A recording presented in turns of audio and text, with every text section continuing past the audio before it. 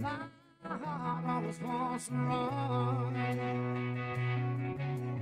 Oh, if you want to count,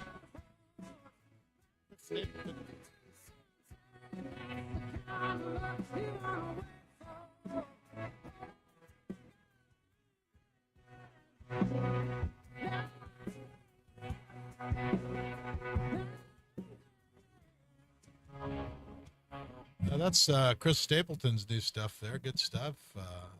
Did you hear the new song about Lavoie? I started to look at that, and I got it. I actually have it pulled up on my computer, Yeah. and then I didn't get to it. I actually got it right here. Oh, It just made me think of him. But, text me the name of that. I'd love to hear it. Yeah. Oh, okay. I'm actually gonna review it because I don't play anything until I actually have time to listen to it. Yeah. Because I've been caught with my pants down, so to speak, a couple of times on it. Well, no matter who it is, every once in a while they'll slip in an F-bomb. That's embarrassing when you're at the elementary school, by the way. I know, and at the radio station as well, but anyway, so we're back, and let's talk some more about. Let's get into the case. We were talking a little bit over the break about where you're at in your fight to preserve our Second Amendment freedoms. We have finally, after, I don't know, it's like 6 years, gotten this case out of the federal court. And as I speak, our brief is being written for the appellate court for the Ninth Circuit Court. So you're going to the 3-judge panel? We're going to the 3-judge panel finally. Hallelujah. Thank you, Jesus, because we were going to get nowhere in federal court. Judge Karen Mueller has a bone in her throat about civil rights. She has a bone in her throat about enumerated rights. She hates them. She hates you because you want them. Right. And look, it's in your vested interest because, as Patrick Henry said, the Constitution wasn't meant to restrain the people. Right. The Constitution was meant to restrain the government. In Article 1, Section 8, the powers were narrow and defined for a reason, so that government could not overreach. So that we forgot about that. So now is she totally gone? We don't have to, you don't have to deal with her at all anymore, right? But we're still in the Ninth, out of the picture. But we're still in the Ninth Circuit, so why are you optimistic? Well, I'm optimistic because according to the rules of the Ninth Circuit, this is a take-back case, and when I say take-back, this case was heard by a 3-judge panel once before. When Mueller denied the preliminary injunction, we appealed that to the Ninth Circuit.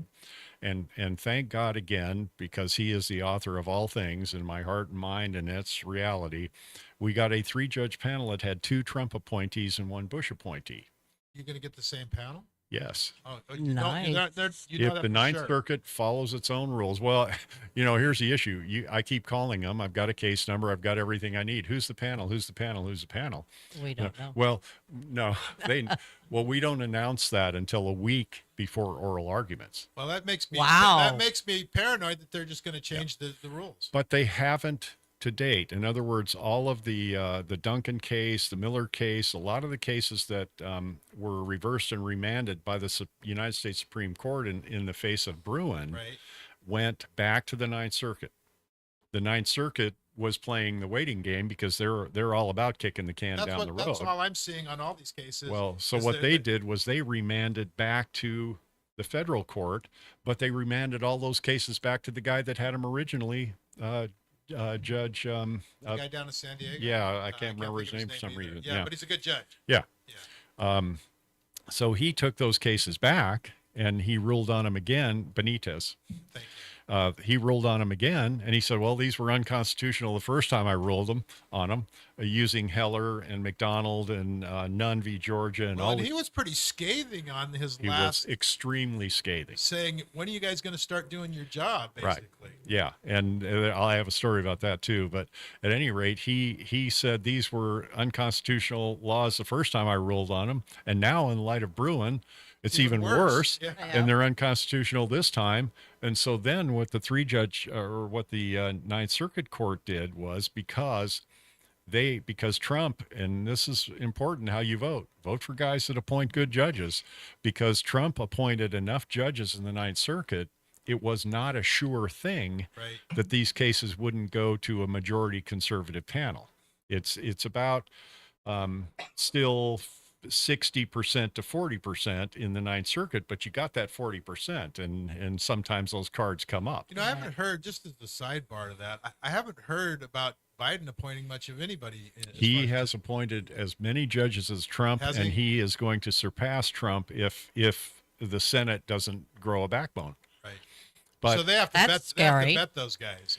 And, they have to vet those guys, and they can delay those appointments forever. In fact, Senator Kennedy, who I have a great deal of respect for, not the liberal Kennedy, the conservative. Right. No, I know Kennedy. you're talking about John Kennedy from Louisiana. He's asking them. Well, he's asking them about their judicial record, and they can't tell him even what the process and procedure is. I've seen some of those things on Forbes, and it is just a circus. Some of these people that are looking for judgeships, they're not even first-year law school students as far as knowledge. They don't have a freaking clue. Well, so you're talking about Judge Mueller right now? Well, her too, but there's a few of them. Because her abuse of process is absolutely mind-numbing.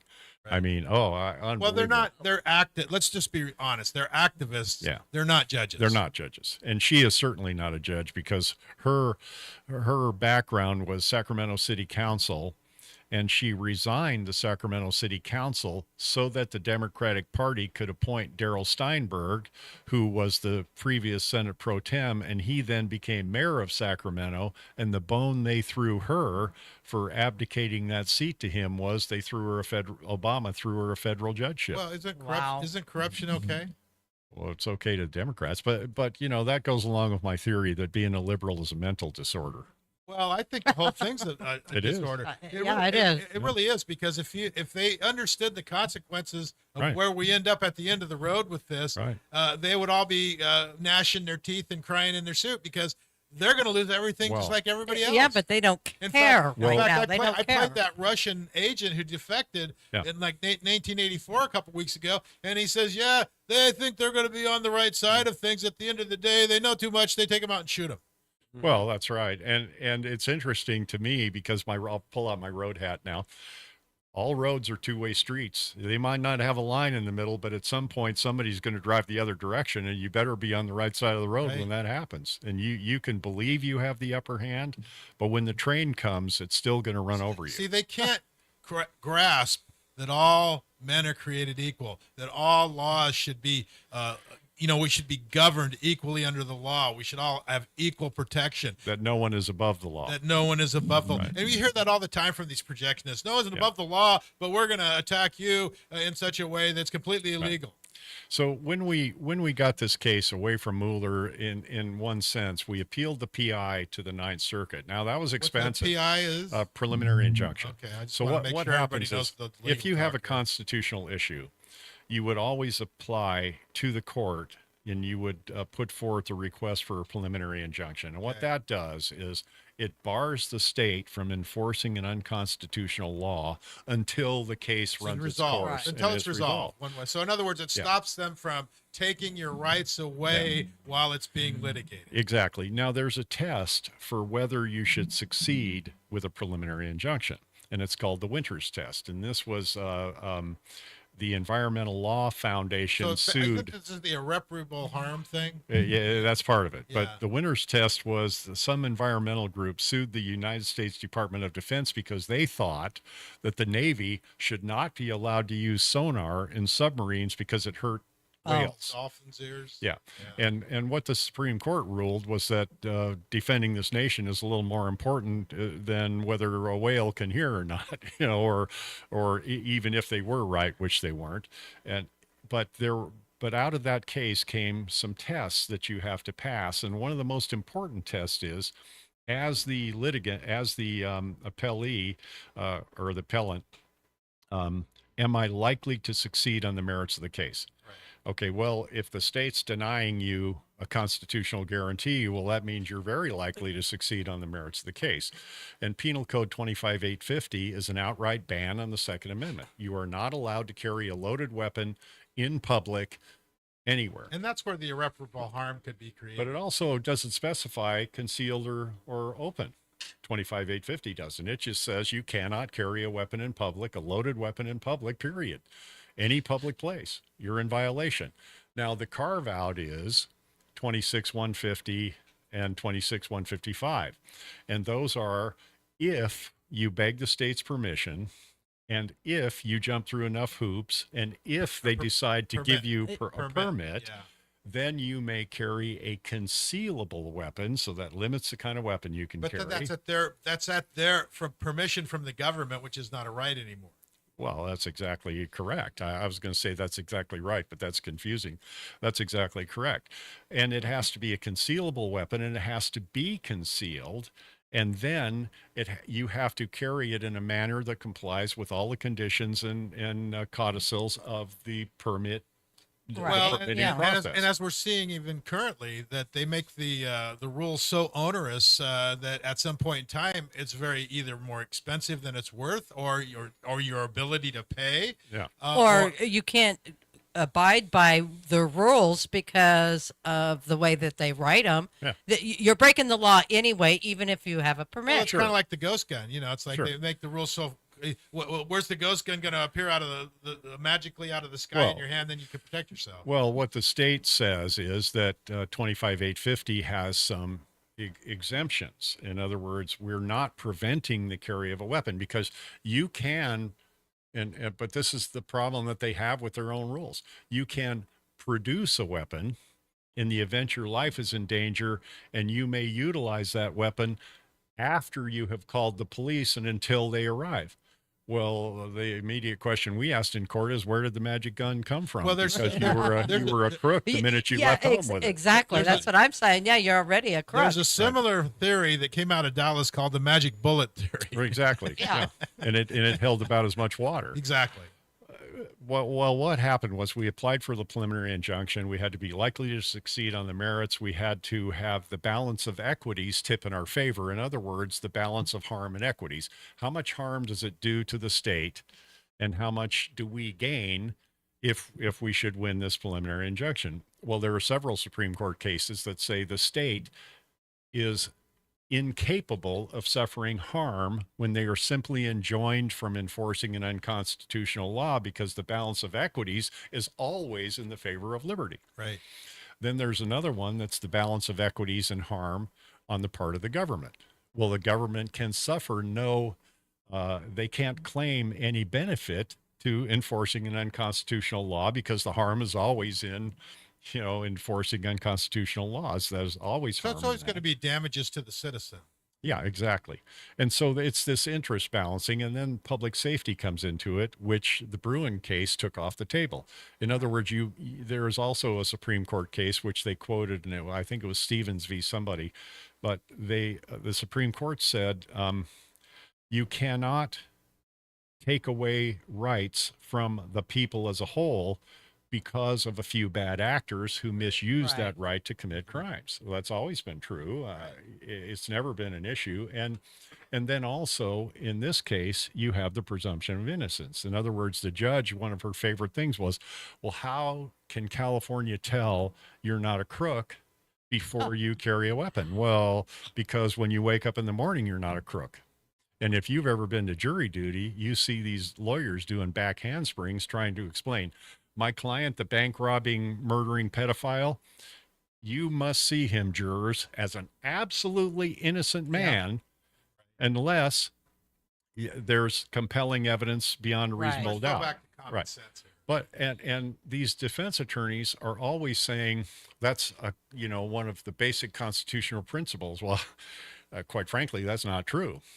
There is no presumption of innocence in the Constitution. It didn't start until about 1935 at some law school. Some liberal lawyer said, well, even though you murdered the guy in front of 20 witnesses, you have to presume he's innocent before you find him innocent till proven guilty. Right, exactly. But the point is, if we have the presumption of innocence in this country, which everybody claims that we do, how can you be a crook until you prove yourself innocent to the state? So the presumption is that you're innocent if you're a crook, but the presumption is you're guilty if you're not. If you're a citizen, simply exercising your Second Amendment. And here's where they lose it. What we're asking for is we are asking for a right to be vindicated that has been the law of the land in California since well before California statehood, all the way up until 2013. And Bruin does apply to them as well as Amen. I mean, because when you look at the historical context of the rules that were written Right. back in the day and the few other parts of that decision, Right. they're just completely ignoring that, and that's why it's you're appealing the decision and going up. Yeah. So we appealed to the Ninth Circuit, and we made all kinds of claims that Mueller works for the state. She's not a judge. And we said all that stuff, and it would take me too long to go through it all. And the Ninth Circuit agreed with all of it. And they wrote a very scathing rebuke of this so-called judge and told her, you need to support the Constitution, whether you like the They document took or an not. oath. They took an oath. Right. If they couldn't take the oath of the, faithfully, then they shouldn't have taken the oath. They told her, you need should to be removed. you need to stop being an attorney for the state, Right. and you need to start being a judge.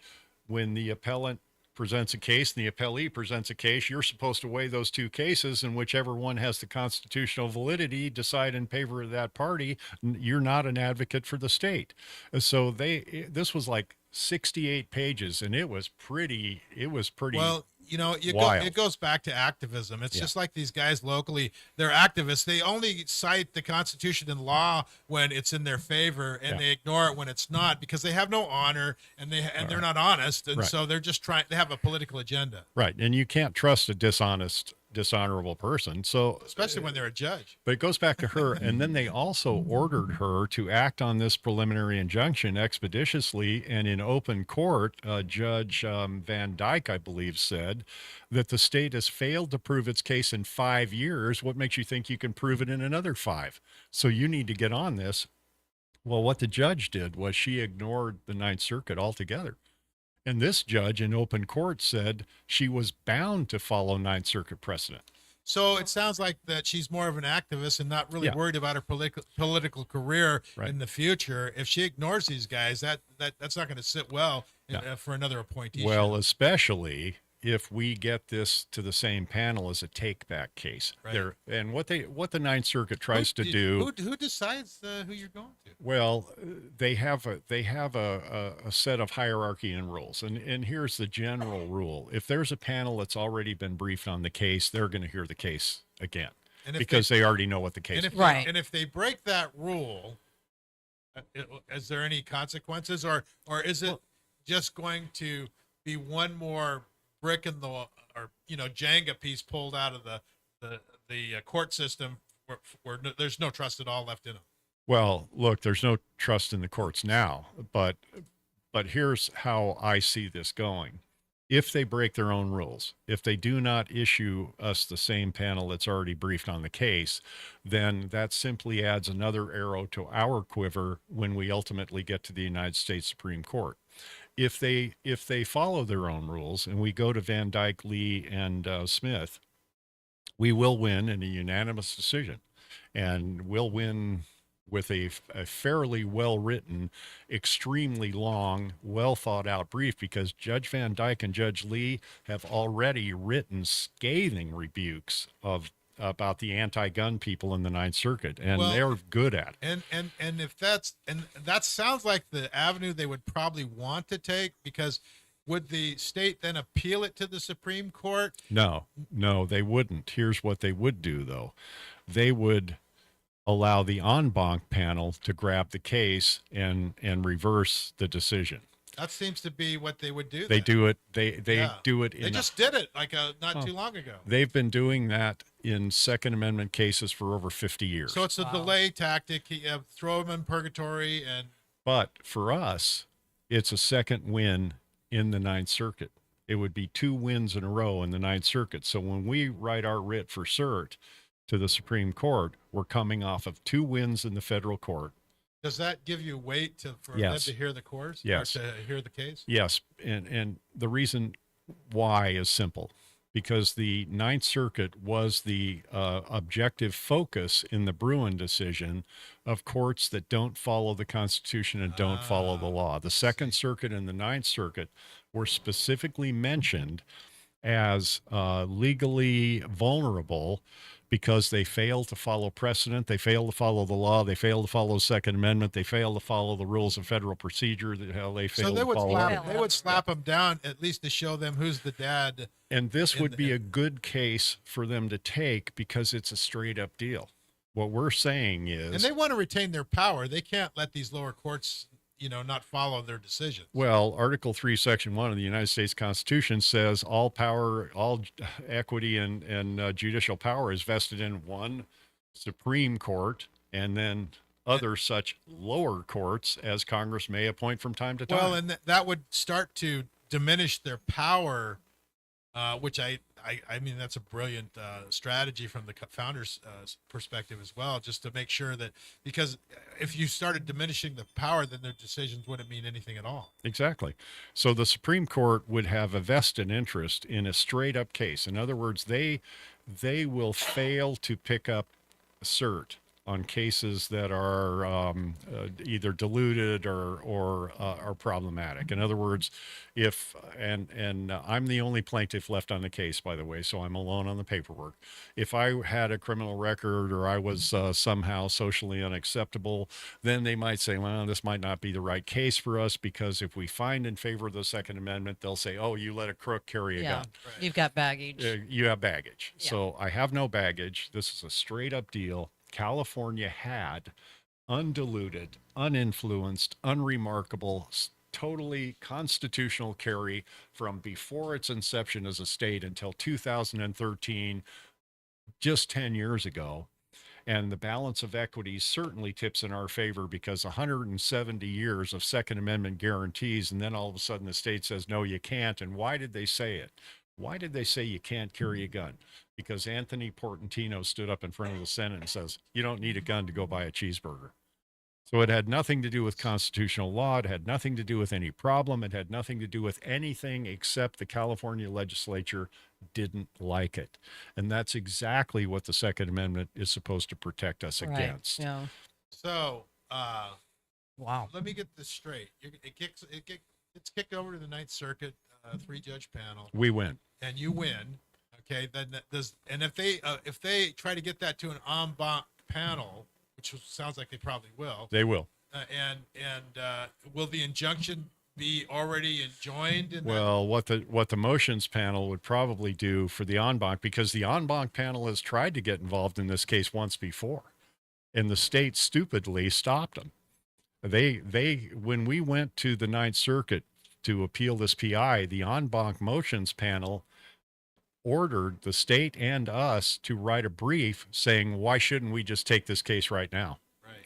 Well, and the state argued, well, because nothing's even been decided yet. Well, we argued the same thing. We said, well, there's nothing that's even been decided. What would you be taking? Right. And that kept the en banc panel out of it, because they already see this case as a problem. Right. And the fact that the Ninth Circuit reversed and remanded, that is now law. And everything those guys said is also law. So that would then make it the injunction stay. Well, the motions panel could overturn it, but the point is they can't stop us from quoting it, because that part of the case is already settled and no one overruled it. So their time to jump in would have been when the Ninth Circuit reversed and remanded the PI.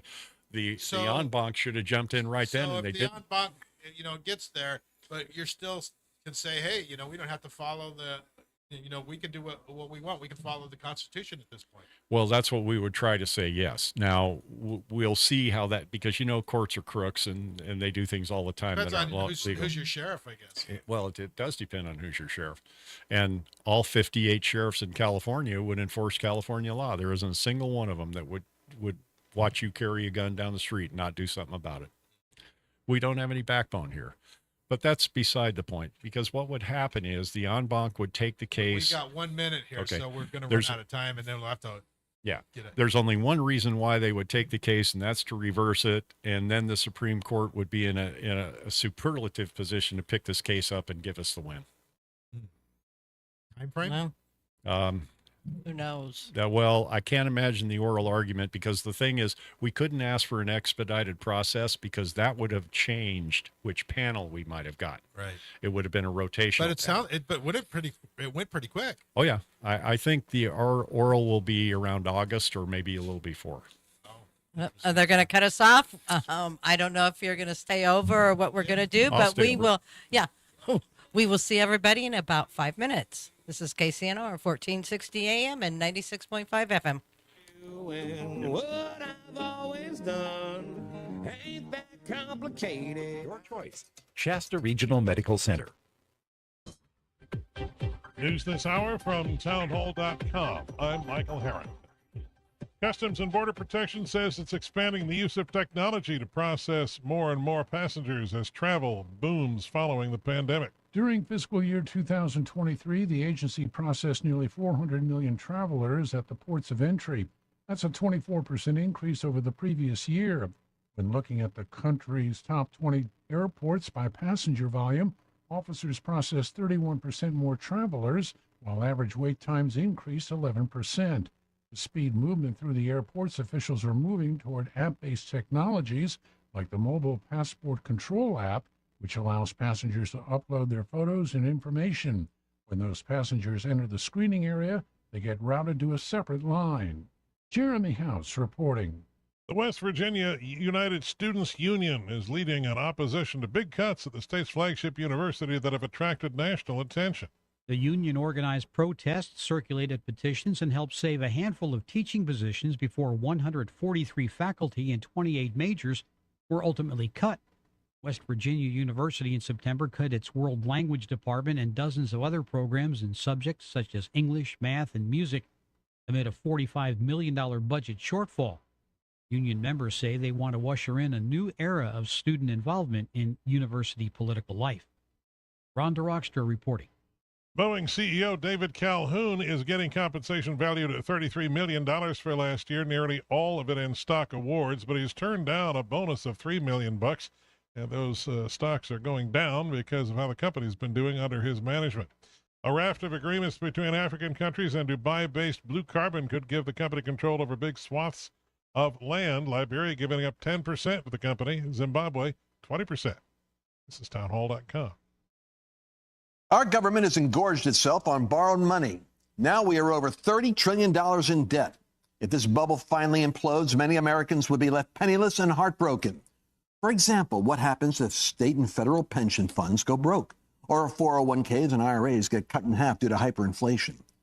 Hi, I'm Lance Wallnow, news analyst, best-selling author, and evangelical leader to millions of people just like you. People who understand something big is coming. Now's the time to prepare with a physical gold IRA from Birch Gold Group. Precious metals are among the most proven hedges you can make. They're even better inside a tax advantage account. To get a free info kit on gold IRAs, text the word FAITH, F-A-I-T-H, to 989898. Birch Gold Group is the only gold company I trust. Get their free info kit and see why a gold IRA can help you. There are no strings attached, so just text FAITH to the number 989898 right now, and I pray you are blessed with continued prosperity. Torrential rains in Australia have led authorities in Sydney to issue evacuation warnings due to an overflowing reservoir. Despite blue skies over Sydney, the authorities warn the risk of flooding from swollen rivers is increasing after 3 days of heavy downpours. Rainfall records have been broken and more people could be forced to leave their homes. Further south, the storms have continued. Residents in several larger towns and cities in the Australian state of New South Wales have been told to stay indoors due to damaging winds and intense rainfall. Southern parts of Queensland have also been warned to expect more stormy weather over the weekend. BBC correspondent Phil Mercer. A close ally of populist Prime Minister Robert Fico has defeated a pro-Western career diplomat to become Slovakia's new president, succeeding the country's first female head of state. News and analysis at townhall.com. California-based 99 cents only stores are no more. The retailer closed all 371 of its outlets Friday. The shuttering ends the chain's 42-year run of selling an assortment of bargain basement merchandise. The company has stores across California, Arizona, Nevada, and Texas. Interim CEO Mike Simonchik said in a statement that the retailer has struggled for years as a result of the COVID-19 pandemic, changes in consumer demand, inflation, and rising levels of product shrink, a measure that encompasses losses from employee theft, shoplifting, damage, administrative errors, and more. Keith Peters reporting. Today is Sunday, April the 7th, and some notable people are celebrating a birthday today, including former California Governor Jerry Brown, who's 86 years old. Pro Football and College Football Hall of Famer Tony Dorsett is 70, actor Russell Crowe, 60. More on these stories at townhall.com. The views expressed and the opinions given by the individual hosts and their guests do not necessarily express those of KCNR Radio and its sponsors. All shows are independently owned and broadcast for entertainment purposes only. Readers and listeners are advised that neither KCNR Radio nor its owners and agents shall be held liable for the content of this program.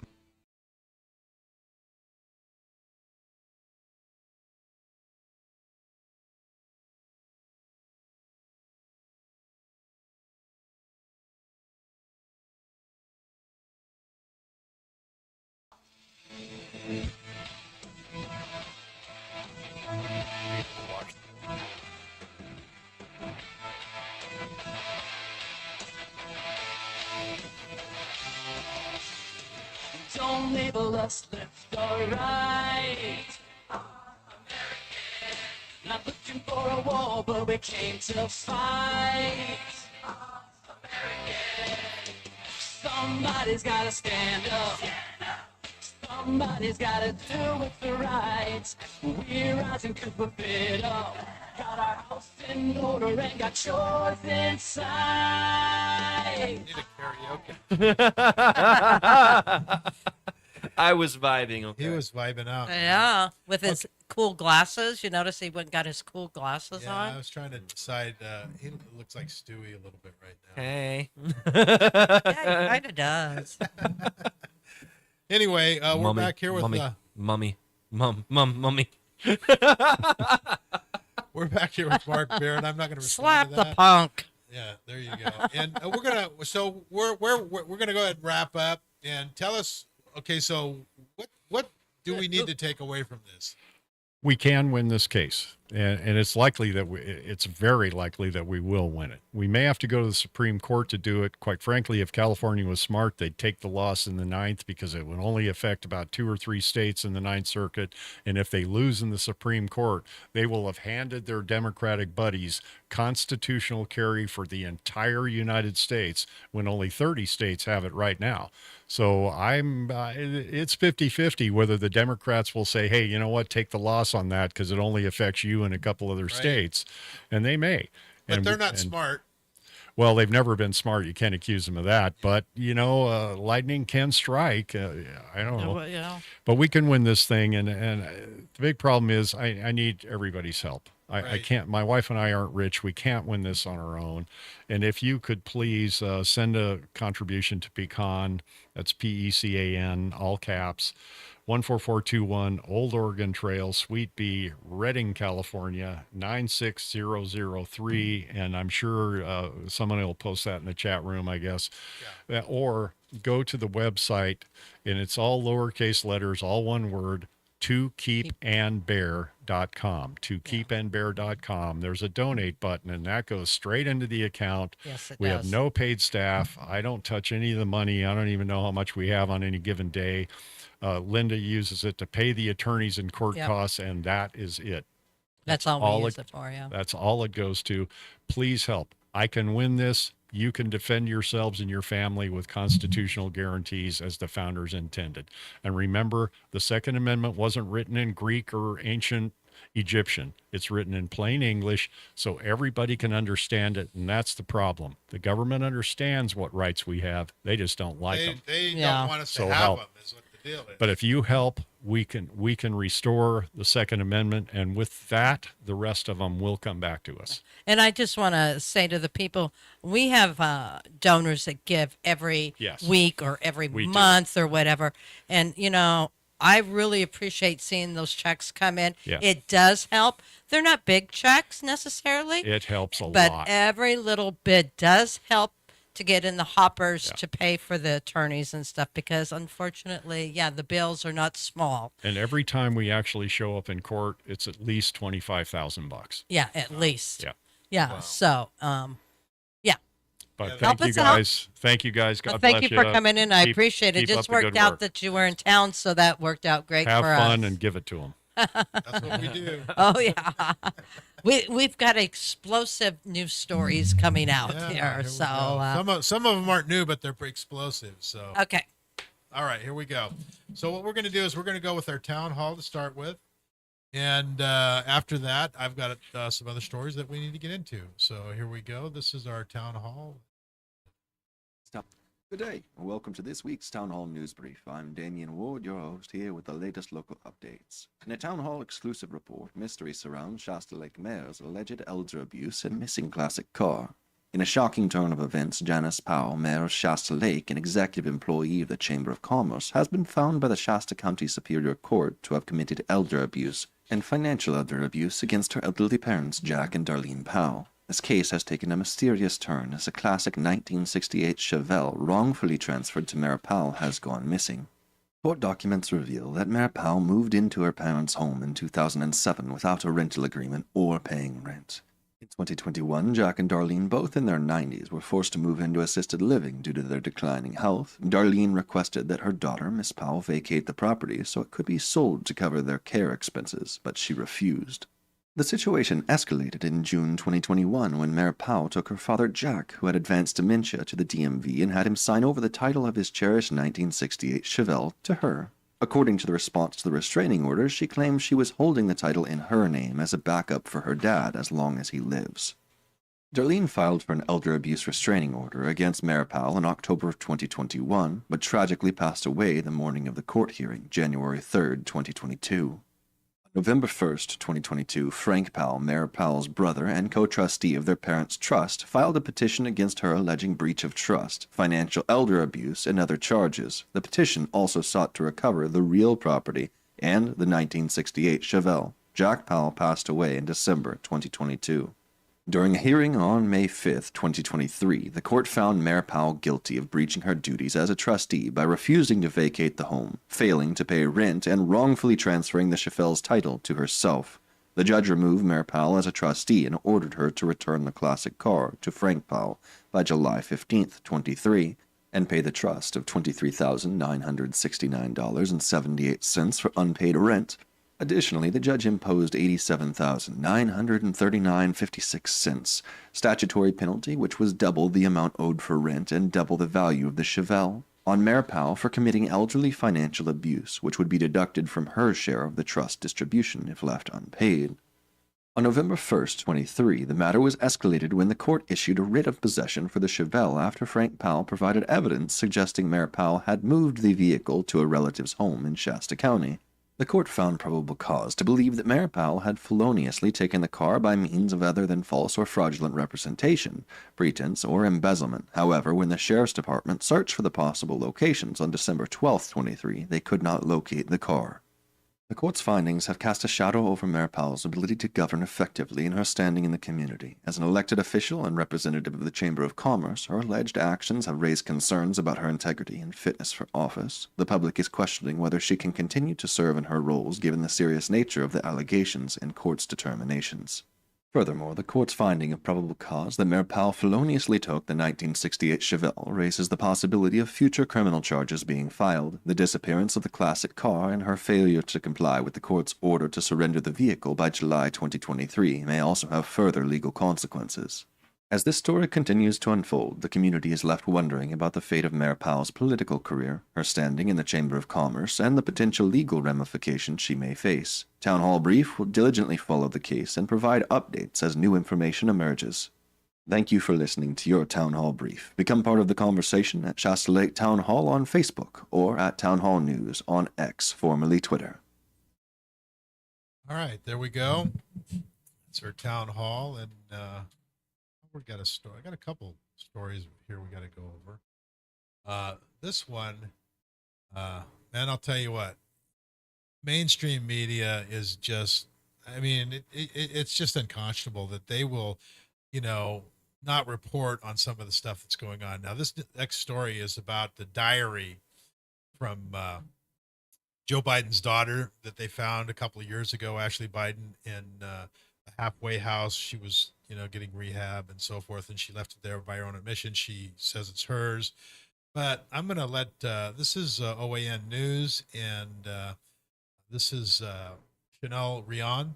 And I want to play this, and then we'll talk a little bit more about it. But this is unbelievable that, and you know, the mainstream. Well, it's not unbelievable. The mainstream media is obviously a Democratic in the tank, you know, extension of the party of the Democrats' propaganda. So let's play this, and then we can talk about it. Here we go.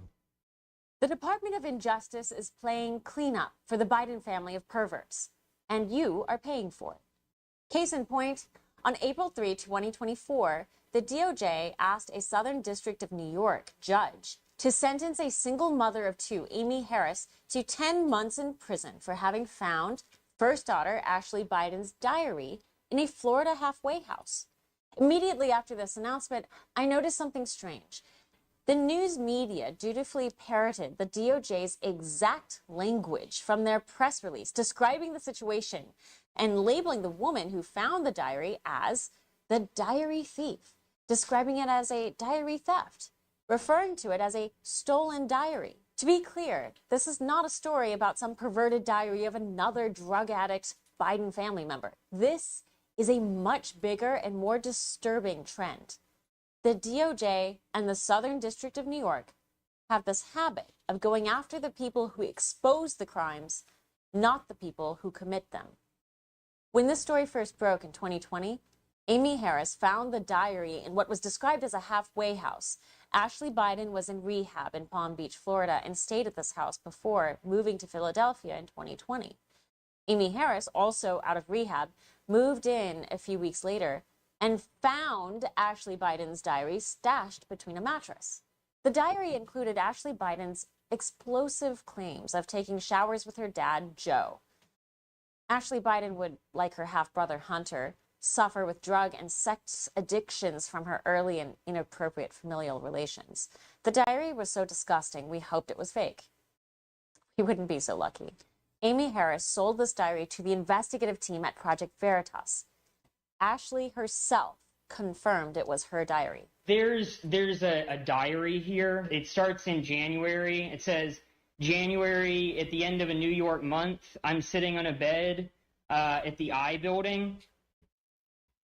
Yeah, so if you could just give everything that you have to Eric, that would be really great. I don't want to give this to the wrong person. I mean, I want to make sure. At this point, and I don't mean to, I don't want to have to get Secret Service involved in this, right? Because it's a whole process. Mm-hmm.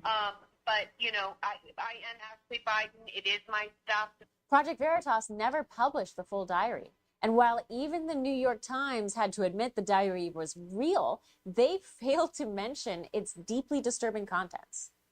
They did, however, confirm the FBI was on the case. The Daily Mail next reported that the FBI wasn't investigating Amy Harris for theft at all. There was nothing illegal about finding the diary in a halfway house where Ashley left it. Nor did the FBI say Amy stole the diary.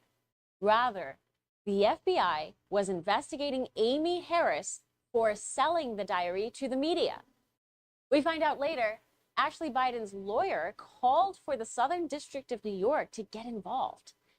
That same day, the Southern District of New York opened an investigation into the journalists at Project Veritas.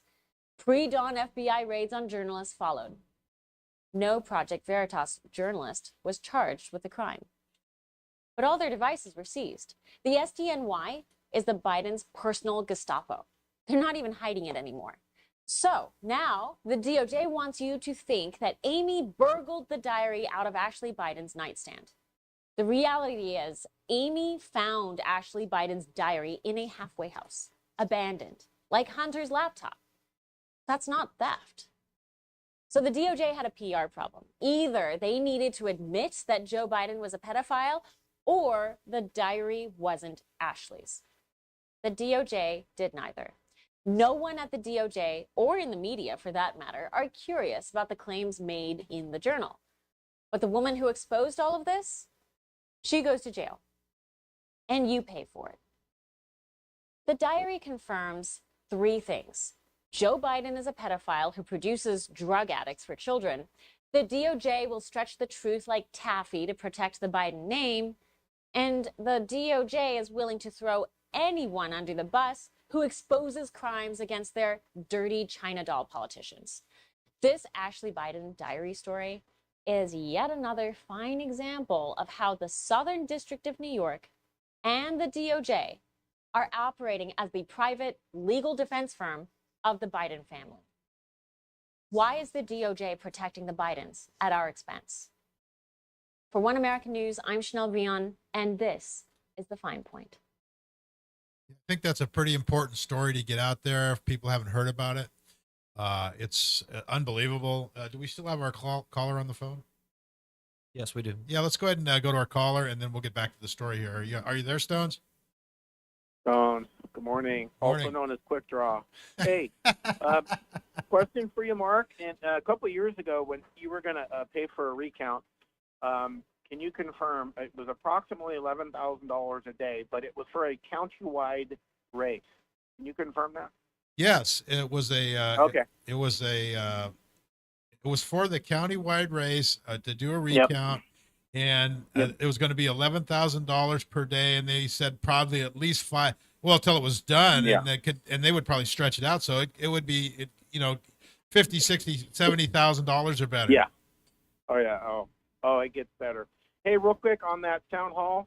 At first, I thought it was AI voice, but then after listening to it, I could tell all you did was add bass and a British twang. But good job on that. I can tell. But nice job on that. Hey, so yeah, the registrar has responded to the Laura Hobbs camp on the recount. It's $8,600 per day. Right. Yeah. Well, first of all, they're going to have to sort, 11,000 ballots. But, and again, that's only a fifth, Mark, of what your recount was going to be as far as the number of ballots. So that's 1/5 they're going to sort, and they're going to count even fewer because they're only going to count 2 of the 4 candidates. And they want to charge us $8,600 a day. Something smells in Fishtown. Well, that's how they do it. They want to discourage anybody from examining any of the evidence. We just have to trust them, and then they destroy the evidence like they did in the last election. These I don't care what side of the aisle you're on. These people are not acting in the best interest of fair and a authentic election. Yep. Yeah. Yep. And so here's the deal. So, of course, it's up to Laura tomorrow whether we're going to have this particular recount. I personally don't think it's going to happen, but it's Laura's decision. Right. However, here's the beauty of it. We have filed a contest. Yes, we have filed a contest in Superior Court. Contests don't happen that often. The last one that I could find, and maybe I didn't go to all the databases, is 2012 in Vernon, California, where a city councilman lost by like 4 votes, and all they had to do was prove those 4 votes were from outside of the district. And so this is not unheard of, a contest on election, although in California it's very rare. There should be an announcement in a couple of days that should make everybody, the patriots that want fair and transparent elections, there'll be an announcement in the next couple of days that it's really going to bolster this effort. We are looking for fundraising, though. We need to raise some money because none of this is free. But you know what? If the 2,000 folks that voted for Laura donated $5 apiece, we'd be looking pretty darn good. So this contest, the judge this week should be looking at the filings this week, and then this is in the law. The judge has to call for a hearing within 10 to 20 days. So we're likely going to see this hearing before April 27th. So that's going to be very interesting. And we have filed some very good evidence and what we believe is proof of illegal votes in Shasta County. And remember, we only have to show 14 illegal votes to get Mr. Long under the 50%. He's only 50% plus 14. So our initial goal, of course, is we want to have a fair and transparent election, but we believe Laura should, at a minimum, go to the runoff in November. But we'll see. We've submitted several remedies that the court will entertain, and it's going to be interesting. And by the way, this contest that may or may not happen tomorrow, this is separate. The recount. Did I say something? The recount tomorrow may or may not happen. However, the contest we filed, we actually can ask for a recount connected to the contest. You heard me right. So even though a recount may not happen tomorrow, there could still be a recount in the coming weeks. But anyways, there's a lot going on. We need the support. VoteLauraHobbs.com. $5 a piece, and I'm telling you what, we're looking really good right now. Anyways, I'll get off unless you have a question. Where would they send the money to? VoteLauraHobbs.com. Click on donate. There you go. All right. The only question I have is that on the recount here, have you guys checked the voter rolls out? Have you checked out the addresses and to match them up? Have you checked out how many people voted with how many people ballots there are? We're looking into all of that. Aside from what we have already submitted to the court for this contest, we are looking at all of that. Yes, we are. Very good. Very good. Because I think that's where if there's cheating going on, it'll show up, is that when you show how many people voted and match them up to the addresses, and if that's even possible at this point, I think that's where you're going to start seeing the problems. Now, the evidence is right in front of us, Mark. The establishment, they have not been dropping breadcrumbs for decades. They have been dropping loaves of bread. Really? It's right in front of us. We're tripping over the loaves of bread, Mark. I'm not kidding you. Nice. It's right in front of us. It's just getting it in front of an honest judge that says, wow, this is messed up. Let's do something about it. Anyways, I appreciate the time today. All right. Thanks, Rich. And I was just going to say, I don't know what you think about this USA thing that Terry was talking about, but it sounds like a pretty good idea to me. All right, so let's get back to our story that we were talking about. I mean, there was some pretty big allegations in this last story we talked about with the New York, the DOJ and the Southern District of New York, and as being Biden's personal Gestapo. Of course, if you look at this,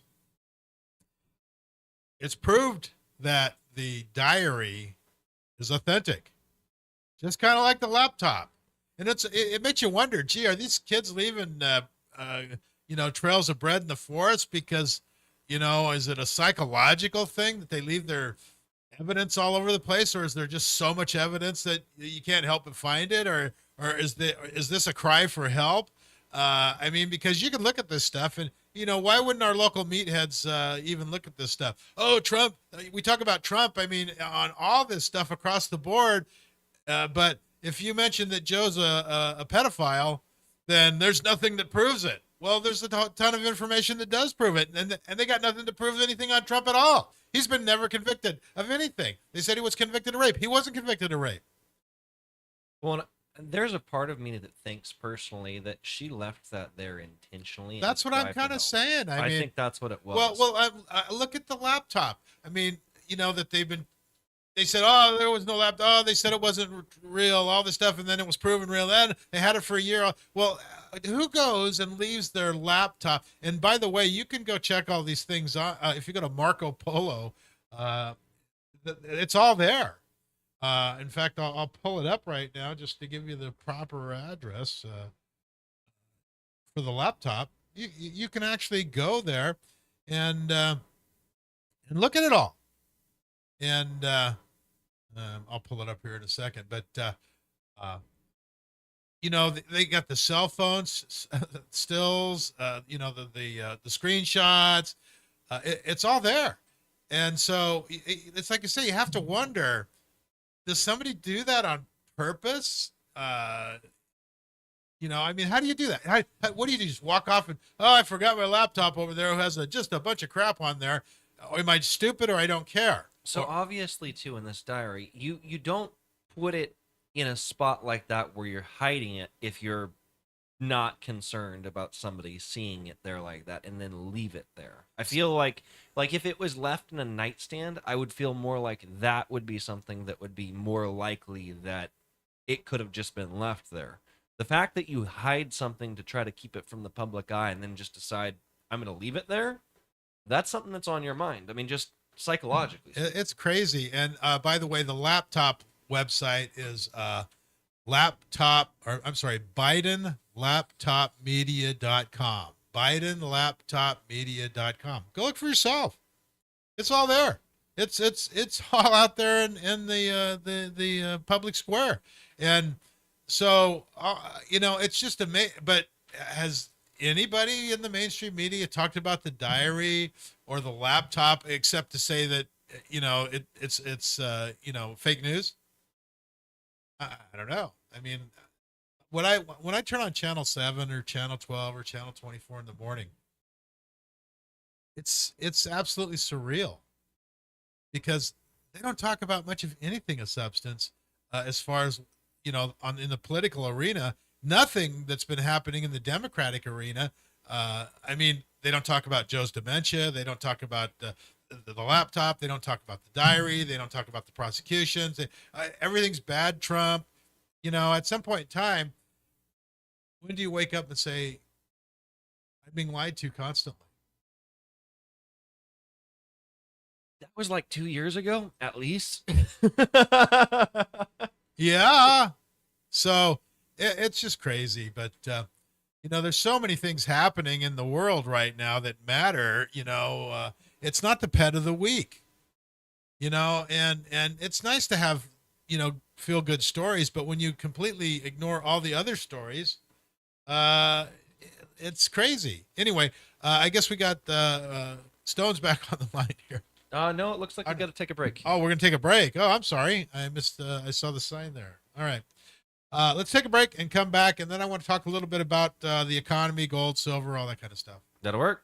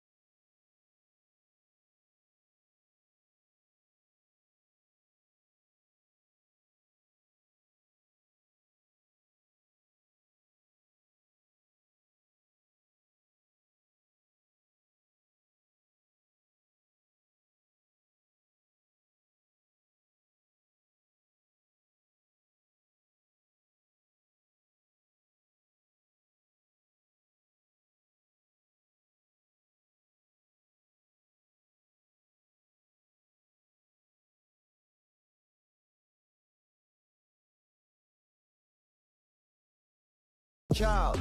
Fact check. You don't want to be scrutinizing the government or you'll be suicided. You and I both know what the truth they hiding when they using Biden.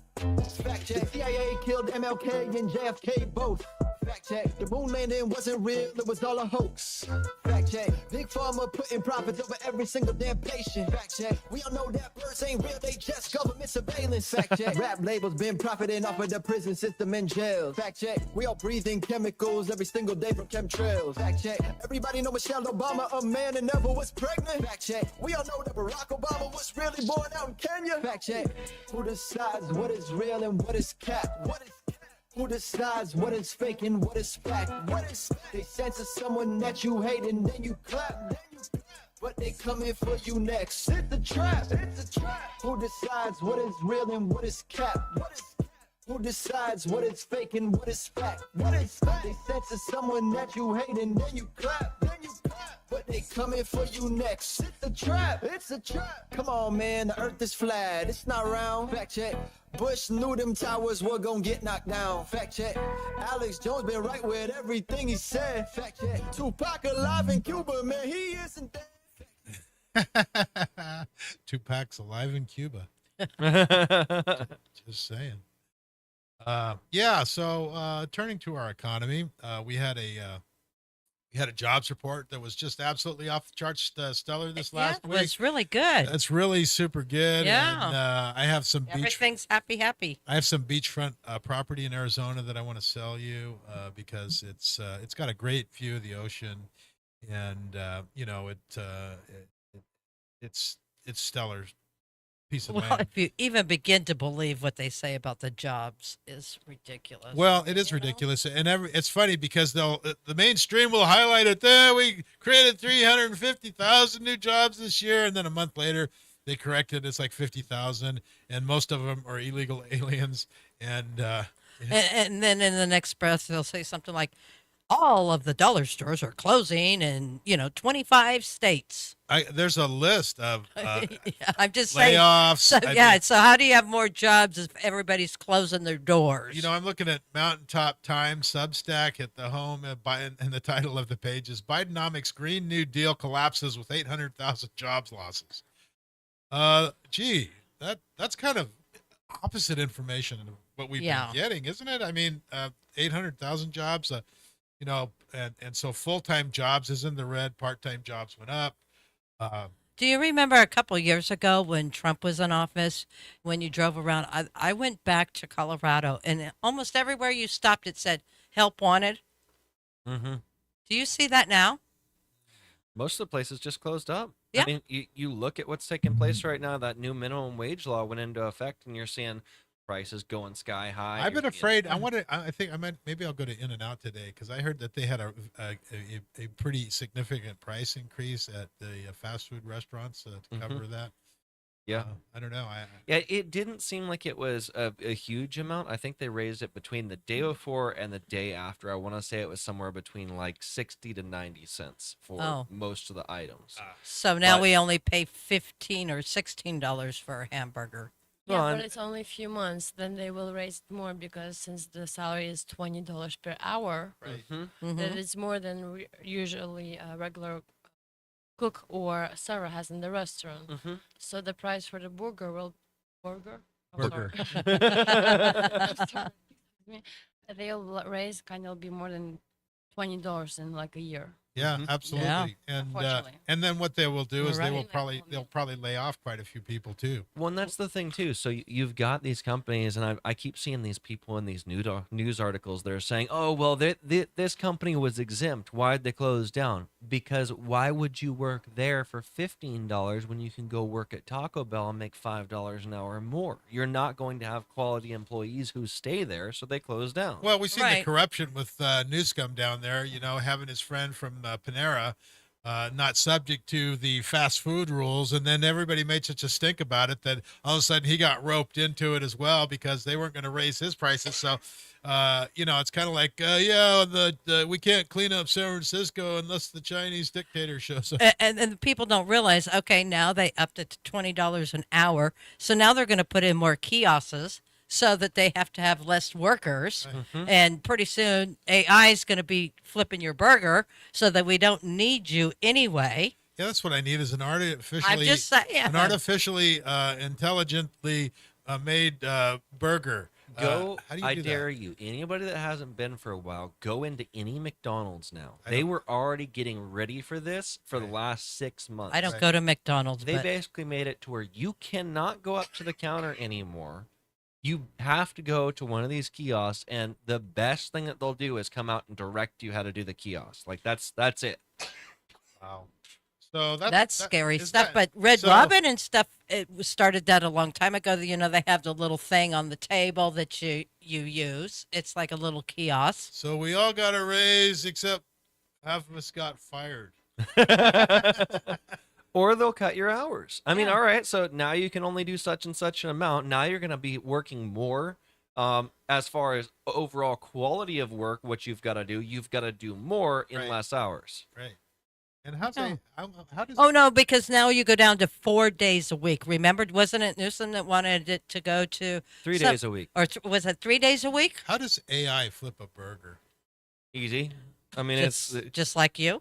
You look at the new, I think it's the Tesla bot, and he recently had a video that came out, I want to say 2-3 weeks ago, where you ask the robot, hey, what's on the table in front of you? And it'll say there's a red apple on a silver plate. And so can like you offer me some food? And he so grabs like- the apple and is like, here, this is what I have. So like Johnny number 5 is gonna be giving me my burger at In-N-Out.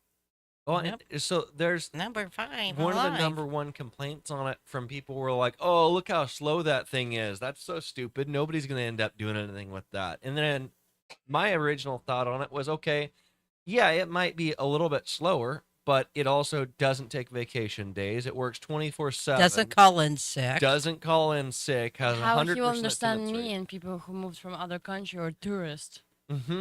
This is the question. How can I order a burger? Oh, I got you, because they won't be able to understand you. No, because even Siri, she sometimes she didn't understand me because I have to speak or Ukrainian or really slow and clear English because I have an accent. Right. You have an accent? Kinda.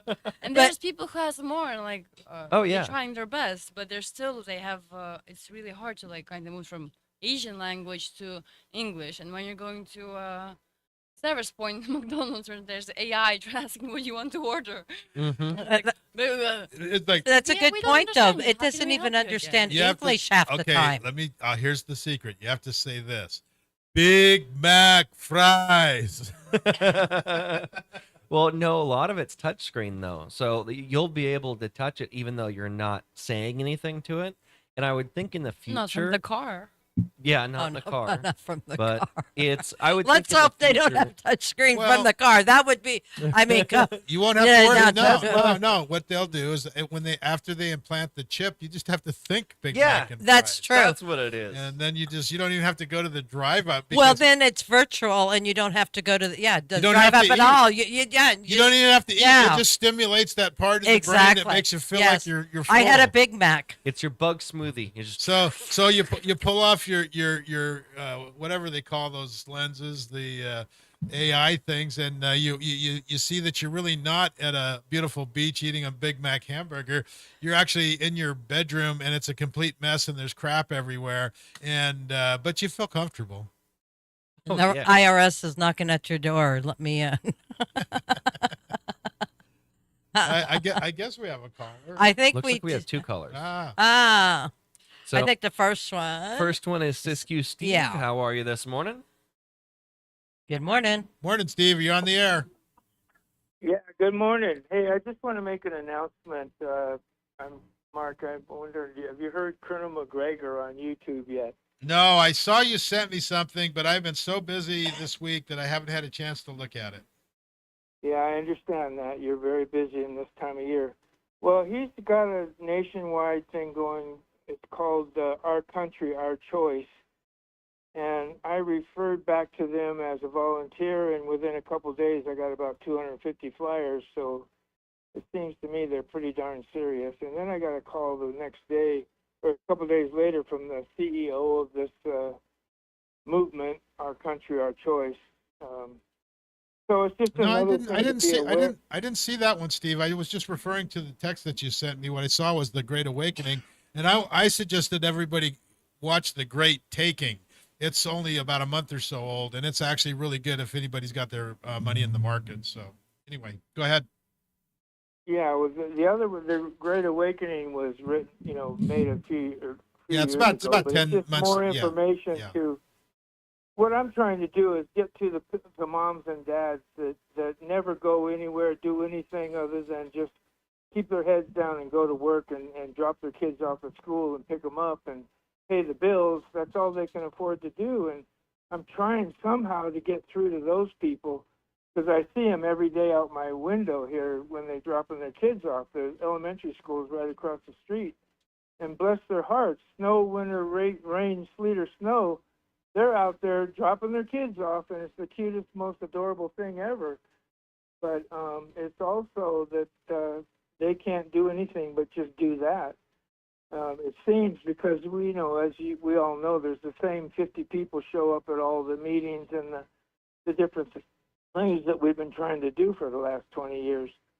But I'm just passing this along that, along with the great interview that Terry had this morning with the lady from New York, there's people in the country doing something. So, Absolutely. Yeah, there's a lot of people Absolutely. working out there It's pretty now. depressed in Siskiyou County, but that's not necessarily the rule.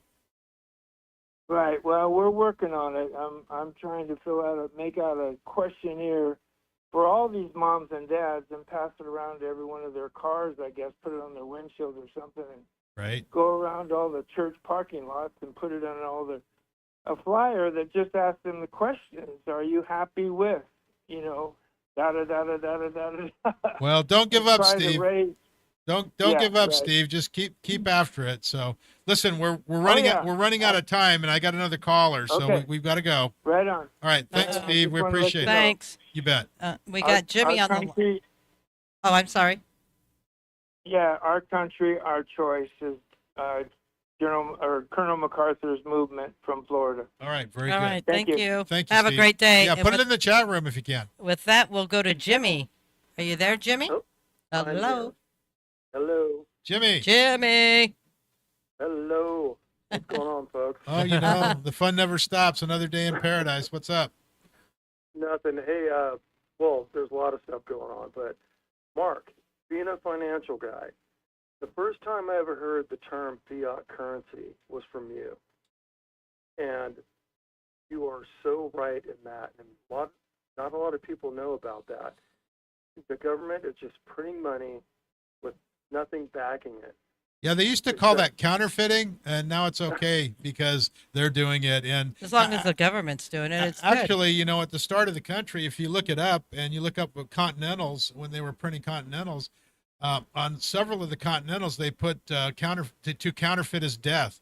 They thought that counterfeiting was a problem. If you just counterfeited unbacked currency, or anybody just did it willy-nilly, it's basically stealing and theft from the people who are holding the currency that is supposed to be a finite amount. Otherwise, what happens is that anybody who can counterfeit can steal everything, and that's kind of what we're seeing. Right. Okay. Another lesson learned from me, or from you. Good point. No, good point. Because we have the petrodollar, right? Could you explain that? Well, the petrodollar is basically coming from the Bretton Woods system, and what that was about was that when the Bretton Woods system was created, and they had central banks all over in different countries in the world. You go to the BIS, Bureau of International Settlements, and see all the banks that are attached to it. What they did was they pegged all their dollars to the U.S. dollar. And then that stabilized the world economy after World War II because it was a finite thing, and our dollars were backed by gold. You couldn't just print them or counterfeit them. You could only have so many dollars for so many ounces of gold. So then that was Saudi Arabia then came up, and everybody agreed to this under this agreement to just go to the U.S. dollar to be able to buy oil in Saudi Arabia. So and this was in the 70s, right? The Bretton Woods agreement was created in the 40s, and then later on, I don't know exactly the date, but we went to the petrodollar out of Saudi Arabia. And what happened, what that did was that then gave the dollar a a huge advantage over every other currency in the world, because you had to go and trade into the U.S. dollars to get to the oil. And that's no longer. The Saudis have agreed to trade yuan with China and so forth. But in 71, when Nixon took us off the gold standard, we had the strongest currency in the world, the history of the world, as a matter of fact.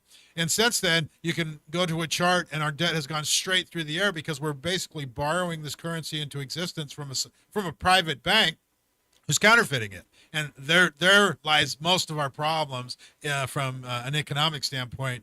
And that's why you're starting to see gold and silver take off and go through the roof, because it's starting to catch up with the counterfeiting, basically. And, we just broke records on gold, ounce of gold, just in the last week or two, 3 or 4 times. It's $2,343 an ounce.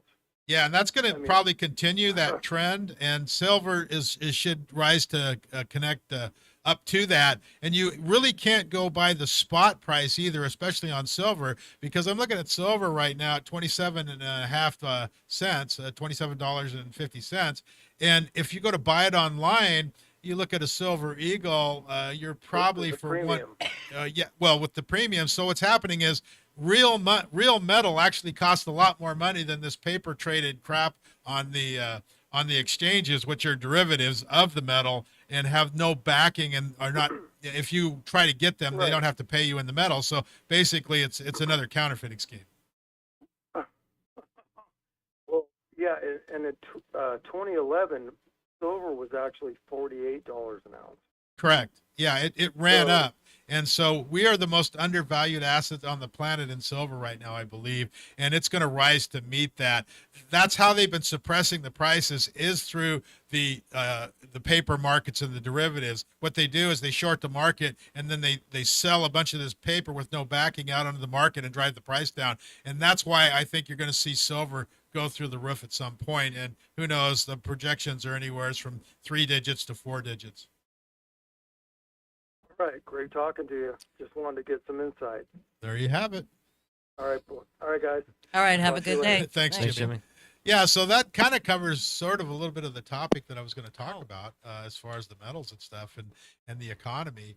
And the real deal is that all these people are saying that the economy is good.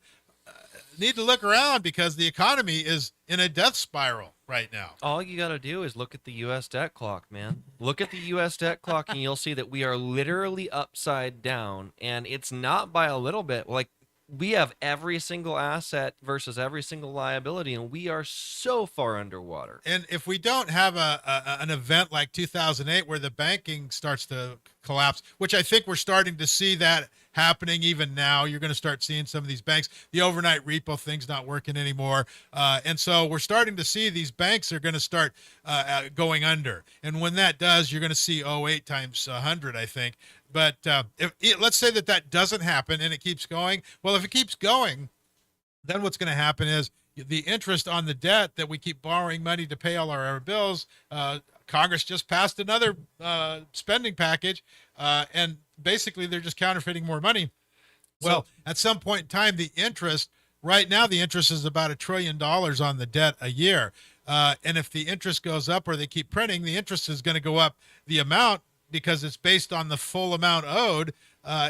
Even at 1 or 2 or 4%, it's going to eat up all of the budget, and then you're just into basically a complete death spiral, like what happened in Germany. It's already there. So U.S. national assets in its totality, everything we've got, 187 trillion.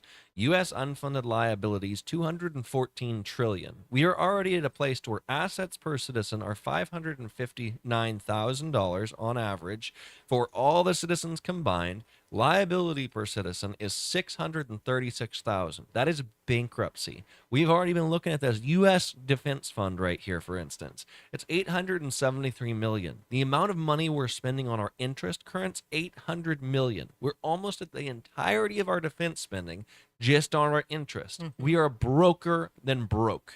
Well, and there's going to be a reckoning at some point here. There's no question about it. So it's, we're being gaslit by all of these idiots out there.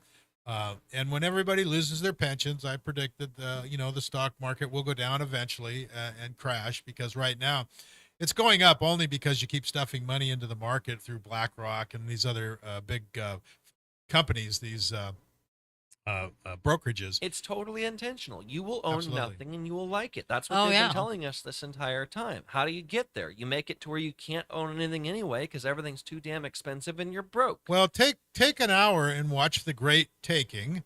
And if you're still in the market after that, then that's you've got more cojones than I do, because I'll tell you what when you realize that all these brokerages have basically changed the law to show that whatever ownership you had over the stock certificates no longer is existing.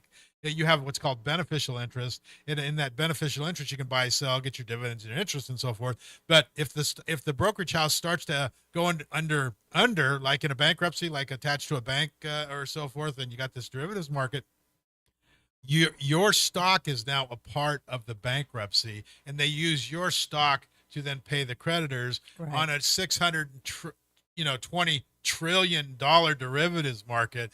But I believe in South Dakota, they're trying to pass a law there where they can't do that you get paid out first. Well, I South Dakota's looking more and more attractive by the day. I believe it was South Dakota that introduced that because they said that this is BS, that the people that are holding it are the last ones to get paid, when you should get your value first before everybody else. There's a collective wakening up, and a lot of people are always, well, what am I going to do with gold and silver? Eat it? Well, no, but you can't eat pieces of paper either. And if people are just creating pieces of paper out of thin air that are worthless, it's not the same thing, because gold and silver have intrinsic value in themselves that are always useful in industry and as money and so forth. That's why they have the Utah Legal Tenders Act, so that gold and silver are legal tender.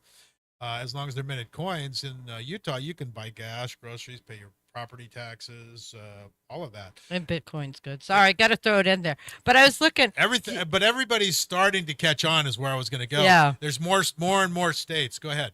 I was going to say, so in 2028, you'll only be in debt $81,000 as a personal citizen. Just so you know, and total personal debt will only be $28 trillion. Well, when you look at, I'm just saying, you look at that whole debt clock. There's so many things. I was just like, wow, yeah. So this is in the year 2028. At the rate that we're going, that is where you will be. So if you look at the U.S. Unfunded liabilities, it's $214 trillion, not the $34 trillion that they're saying is the national debt. Yeah, because they're not counting what's owed on Social Security, what's owed on pensions, and all these other things. They're just counting the money that they've borrowed, and so they're not counting what they owe in the future on programs that they've established. So you get through this whole thing, and yeah, if you go to the time machine, you can only go up to 2028 on the debt clock, and then you see, wow, how much you're in debt and stuff. Yeah, and then what you want to look at is the interest that's on the debt. So if you go, we're at 2020. Let's look at 2028. So the interest on the national at 2028, 4 years from now, the interest on the national debt would be total debt would be 291 trillion unfunded liabilities. So we would be somewhere in the ballpark of there's this busy little thing here, but it's really hard to focus, especially on my laptop. There's so many going on, but the interest on the bank interest received on the national debt, I believe, would be half or better of the actual budget. So here's kind of a scary thing. So California, there's 847,000 people unemployed, quote, unquote. There's 4,893,749 people on food stamps. Yeah, that's because the economy's booming, right? It's so good. Yeah. Behavior rewarded persists. If you give the people coming over the border money and free health care, it's going to persist. They're doing this on purpose. If you don't make people work or hold them accountable for committing crimes or, crapping in the street or whatever it is, it's going to persist. Mm-hmm. If there are no consequences to being all drugged up, it's going to persist. So that's why they're doing this on purpose, and they're trying to collapse the United States. I mean, that's what's going on. We saw over in Oregon. I mean, they ended up decriminalizing all their drugs, and then they ended up seeing that, oh, well, that caused a huge swath of people now that didn't do drugs, that now all of a sudden are doing drugs. So now they recriminalized it. Yeah, I saw that. Giant failure. Yeah, I mean, and with that, I guess we're going to get cut. Real quick, I want to let people know that the Election Commission meeting is tomorrow at 2 p.m. Government, at the Board of Supervisors. Government is not reason, is not eloquence, is force like fires, named servant, and fearful master. All gun controls race. See y'all next week. Just a simple man. My hand.